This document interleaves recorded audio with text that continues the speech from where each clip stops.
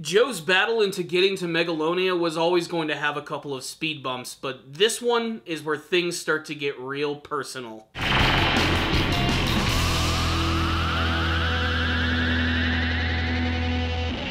Get ready to strap on your gear and jump into the ring, my friends, because this was another awesome episode of Megalo Box, building up the next big fight for Junk Dog Joe as he prepares to battle against Mikio Shirato. And that name will sound familiar, as Mikio just so happens to be the brother of the owner of the Shirato organization. That's right. And Mikio has a deep-seated hatred for his sister and will do anything in his power to take the Shirato company back, which he believes rightfully belongs to him. And he's going to do anything he can to make that happen, as well as getting into Megalonia and taking all of the gold and the glory. And he doesn't care how he's going to do it, and he's even going to break the rules a little bit to do it. And he might have even been the biggest roadblock that we have seen for Joe thus far in the series, as he is privy to a lot of information about Joe. For the fact that they're using a fake ID, that the fact that his name isn't even Joe in the first place, that everything that they've done thus far to actually make their way up in the Megalobox world has all been forged. And it's all this big setup to eventually make Joe lose and leave this entire fight to get into Megalonia in the first place. And the way this episode ends, with Joe seemingly not being able to go into the ring and the door closing behind him, I don't know what's going to happen at this point. Honestly, this Mikio character has completely thrown me for a loop, and I didn't expect to see something like this in the series. But this episode right here, again, is basically more training and build up to the next fight. What I do love about it is that Joe has been doing some training behind Nambu's back thanks to Sachio. He's been training his legs, his stance, so that he can put more power behind his punches.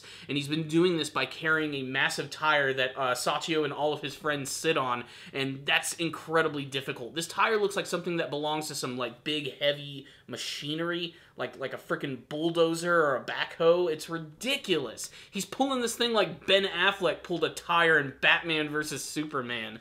But he's also very bruised and beaten from all of his previous battles, so he has to get some rest as well. But this, combined with his secret training, has made him more powerful and even more lighter on his feet, giving him a pretty distinct advantage in this battle. As before, he's always been able to outmaneuver gear, because when you're using gear, there's like this little bit of a delay when you throw a punch. The problem is the fighter he's going up against, Mikio, has this brand new technology which basically allows the gear to act as like an AI on its own, and it will defend someone and even make calculations if someone's going to go for like a body or a headshot. So Joe's going to have to fight this guy in a completely different way than he ever has before. But throughout the entire episode, we also get introduced to Mikio, and he has this battle with this other fighter who goes by the name of Sugar, who absolutely gets decimated by this guy. He doesn't even look like he tries at all. Even Yuri is kind of impressed with what Mikio is doing.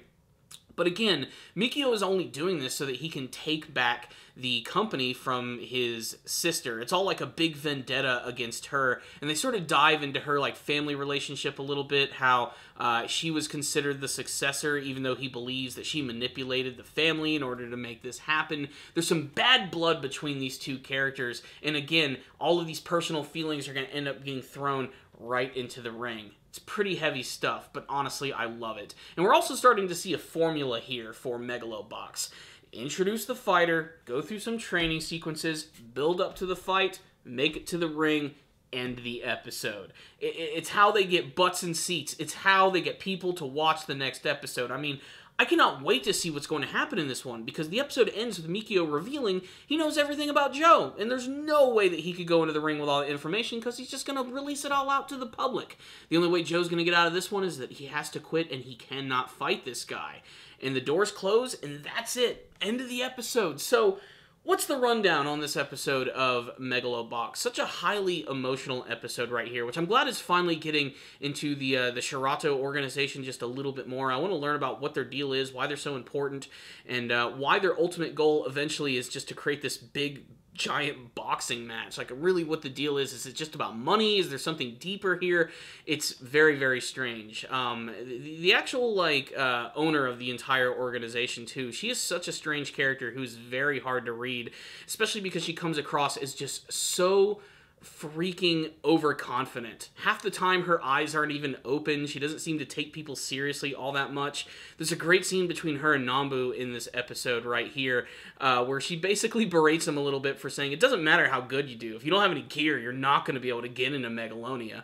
But it's, of course, Nambu seems to be kind of confident about this, of course, because I think still they're hiding what the actual gear is going to be in the series. Once we actually do get to Megalonia, Gearless Joe will be no more. He will finally have his gear and go into battle, and it's going to be all sorts of awesome.